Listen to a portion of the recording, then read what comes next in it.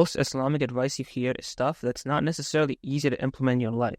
Things like starting to memorize Quran, you're not going to just go tomorrow and be very consistent and do it well. But there's one thing that's so easy and so important, and it's unfortunately brutally underestimated. And this thing is dua. Unfortunately, especially so many young Muslims don't realize the power of dua and how it can change your life. And there are a few reasons for it. Firstly, you might have low yaqeen or trust in Allah. See, if you have low yaqeen and trust in the dua actually working, it's never going to work. So you can't ever make a half-hearted dua and, not feel like it's going to work. Your dua is only going to work if you believe it's going to work, which sounds like a paradox, but honestly, that's actually how it works. And it's interesting because when you actually realize this and you make truthful duas with your whole heart, they're actually going to come true and you're going to realize that this is the secret you've been missing. I used to not make as much dua until I watched this random TikTok video which talked about this one dua you say 7 times in the morning and evening, and it basically makes every other dua you say going to come true. So one time an interesting thing actually happened to me, right? I said this dua 7 times once, and I then made dua to, ask Allah, basically just let me meet let me meet a random stranger that's also Muslim. So then that day, I went to school, and then that whole day in school, I didn't actually meet anybody new. I didn't say salam to, any new person. But then after, I was going back to school on the bus stop, I met a random Algerian man, and I said salam to him, and we had a small conversation. But the situation was so random that it just doesn't make sense how it was, just coincidence and not actually the dua. And after that point, I realized that, bro, it's dua that's so powerful, and that unless you do anything, as long as you just had trust in it.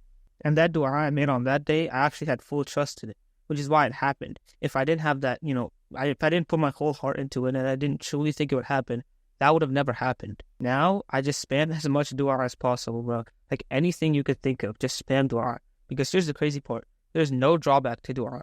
So a lot of people, when the way it works with humans is when you ask a human for a favor constantly, you kind of get humiliated, right?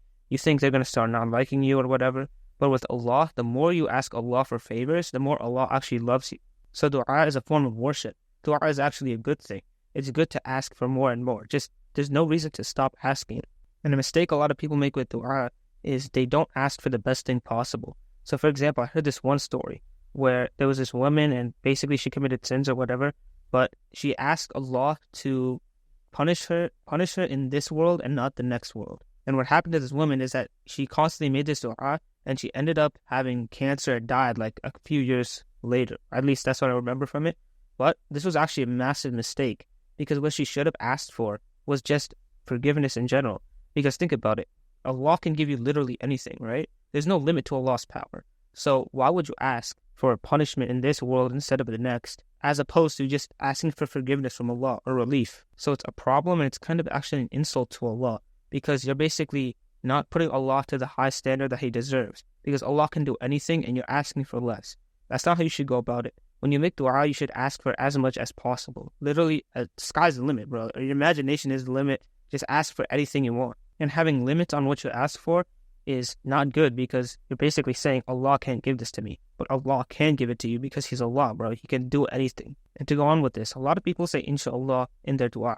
And that's a very big mistake because inshallah basically means if Allah wills. So when you make dua, you're supposed to believe that it's going to happen. You're supposed to ask Allah and know that Allah is going to give it to you. But if you say inshallah, it's basically like asking Allah for something and saying, if you will. So you're not truly putting your 100% yaqeen into it. You're saying, give me this if you will, but if you don't, it's also okay. That's not how you should go about making dua. You should say, Ya Allah, give me this, and have 100% certainty that He's going to give you it. I'd also recommend you to learn a lot more du'as. Bro, there's a dua for literally anything. Walking out the house, walking in the house, the bathroom dua. Bro, there's a dua. There's so many du'as. And the way you do this is by starting to gain knowledge, right? Read more hadiths or get into a constant habit of reading hadiths every day. The great thing about du'as is you only need to learn them once, and then they'll give you infinite ROI for the rest of your life. Because you're not going to forget the dua, and you can just say it whenever you want. So the reason why your du'as might not be working is because you don't have trust in them. So what I recommend you to do is just start having blind trust in them. It sounds kind of weird, and it sounds like it might not work, but honestly, just try it, and I guarantee you, you'll be surprised. And once you realize this, you'll realize that it might be the key to every single thing in this life and in the next life, right? Asking Allah. Because at the end of the day, you know that we have no power and Allah has all the power.